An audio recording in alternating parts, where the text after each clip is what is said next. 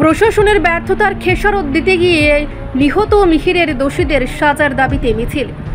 BJP পরিচালিত প্রশাসনের চূড়ান্ত গাফিলতি ও ব্যর্থতায় ট্রাক শ্রমিক মিহির দেবনাথের মৃত্যুতে শোকাহত গোটা রাজ্য ও যান শ্রমিকেরা।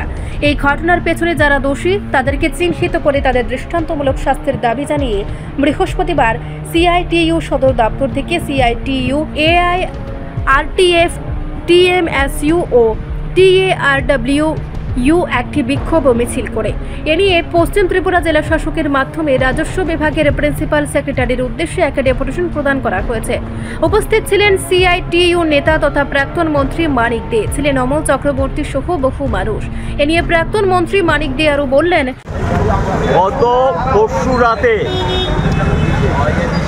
আপনারা জানেন একজন ট্রাক শ্রমিক একটা দুর্ঘটনা হয়। সেই দুর্ঘটনায় পতিত হওয়ার পর তাকে উদ্ধার করার ক্ষেত্রে রাজ্য সরকারের প্রশাসন, police administration, fire service, disaster management, দুর্যোগ মোকাবিলার টিম সমস্ত ক্ষেত্রে তারা একটা চরম ব্যর্থতা পরিচয় দিয়েছে।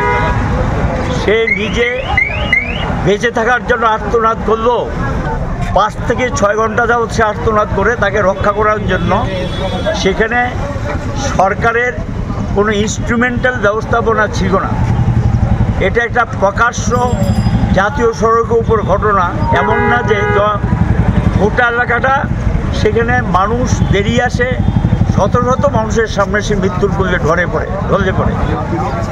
সরকার ডিজাস্টার ম্যানেজমেন্টের নামে প্রচুর টাকা খরচ করছেন, বিজ্ঞাপন, ঢাউস বিজ্ঞাপন, এবং মাঝে মাঝে মহড়া দেয়। ঠিক আছে, এটা দিতে পারেন, মহড়া দেওয়া ভালো, প্রস্তুতি থাকা ভালো, কিন্তু একটা ঘটনা ঘটার পর একটা দুর্ঘটনা পতিত একটা ড্রাইভারকে উদ্ধার করতে পারে না, এর চেয়ে চরম ব্যর্থতা তার কিছু আছে কিনা জানা নাই। এখানে কোনো দায়িত্বশীল সরকার আছে কিনা এটাও আমরা বুঝতে পারছি না। যারা বলছে যে এই বড় ধরনের দুর্ঘটনা যদি রাজ্যে হয় তাহলে কি করে মানুষকে রক্ষা করবে? এই যে বিভিন্ন রাজ্যে বড় বড় দুর্ঘটনা হয়, ট্রেন দুর্ঘটনা হয়, গাড়ি দুর্ঘটনা হয়, বড় বড় দুর্ঘটনা বা প্রাকৃতিক দুর্যোগ হয়, কোনো ক্ষেত্রেই তো সেখানে দেখা যাচ্ছে একটা ভালো ভূমিকা নিতে পারছে না। আর এই জায়গায় দেখা গেল একটা ড্রাইভারকে রক্ষা করতে পারলেন না। আচ্ছা, এটা তো মেনে নেওয়া যায় না।